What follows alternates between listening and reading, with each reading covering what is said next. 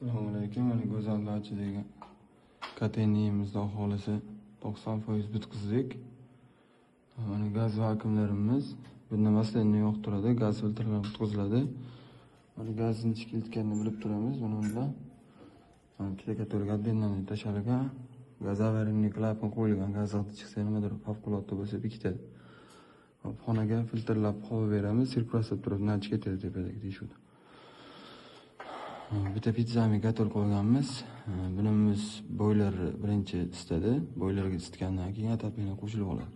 Teplarni endi qo'yganmiz. Ishlamator, oziq separatorlar qo'yilgan. Baksi gazsizni gator qo'yganmiz. Tashqaridan uzoq botib oladi. Endi demoxatdan chiqib ketadi. Suv filtrlarimiz o'rnagan. Chistotni suv nasoslarimiz bo'lgan. Ikkita boiler qo'yganmiz, 100 metrli. Bak vash filtr qo'yganmiz. Xonada nimadir avarinli suv toshqin bo'lsa bekitadi. Birinchi etaj, ikkinchi etaj. Mana kelasi palivga, avtopalivga bunga katta davleniya beriladi. Sanuzullarga reduktor orqali o'tadi. Boiler mabodo suyini to'kiladigan bo'lsa, mana klapanni olib ventillar qo'yib ketganmiz. Bega fontan filtrlar o'rnaydi. Ba'da issiq suv obratga podacha gidroudarlar qo'yilgan.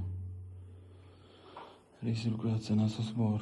Har bitta etaji 3 ga bo'lingan. 3 etaj, birinchi etaj, ikkinchi etaj, uchinchi etaj. Hammasini balansirovka qilsa bo'ladi. Bittasi radiator liniyasi. Bu yerda ikkita nasosdan foydalanganmiz. Bittasi topli pol, bittasi radiator. Jami kvadratimiz 700 kvadrat bor.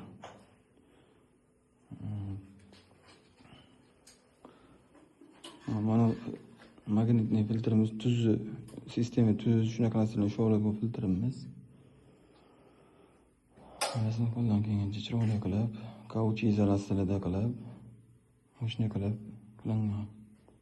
Demoxatlarni chiqib ketgan.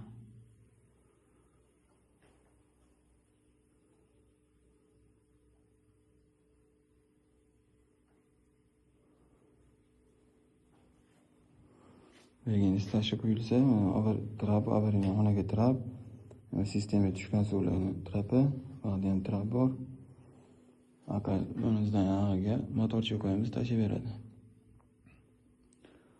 Xolos to'lib bitgandan keyin bitta video obzor qilamiz.